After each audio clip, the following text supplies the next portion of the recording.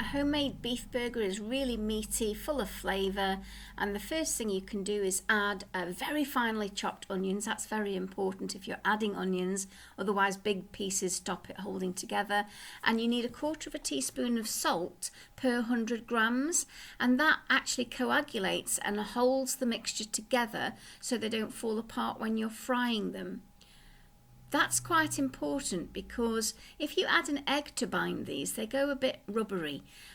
So you shouldn't need anything to bind a beef burger together other than the salt, which coagulates the protein.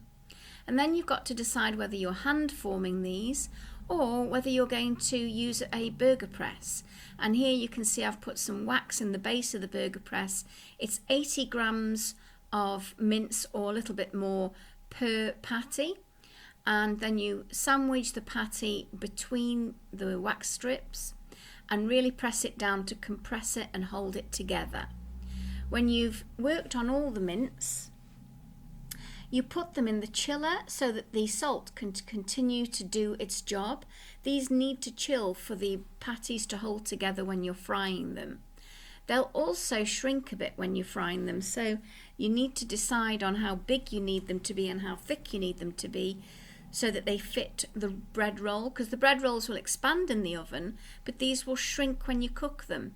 So you have to kind of get that proportion correct. When you've done all of these and they're going into the chiller, wash your hands before handling the door on the chiller. Clear away, wash your hands dead well and sanitize the area you've been working on, because minced beef has E. coli in it, and that's a pretty nasty infection if you end up with food poisoning from it. And the patty press also needs very, very careful washing. So when you've done them all and they're on a tray, cover them with cling film and put them into the chiller on the lowest setting if it's a restaurant chiller, not above any salad or cakes, just in case anything drips down onto the ready to eat food in the chiller. And then while it's chilling, you can make your own mayonnaise or adapt a bought one. And then you're going to put on your frying pan and get it up to the heat so that you can feel intense heat about 6 inches above the base, or when the oil is creeping.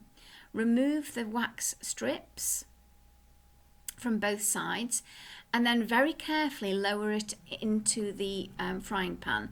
Don't drop it from a dizzy height. And then you're going to leave it well alone until the patty changes colour 3/4 of the way up. Don't try and fish it out before that, otherwise it'll just fall apart. And there is the classic Maillard reaction, that lovely colour that you get with meat that actually gives meat its flavour, as well as the fat that's in the mincemeat. When you've done both sides, actually tip this up and do the edges as well. And this has got to be cooked to 75 degrees Celsius in the centre for it to be safe to eat. And as soon as you've finished with the frying pan, get it onto a trivet and remove it from the hob completely in case you forget about it. At the moment you can see it's smoking, any more smoking than that, and you'd really need to remove that frying pan from the hob. So the beef burger now is resting, and then we stack it together with whatever choice of salad and bread that we've decided to have.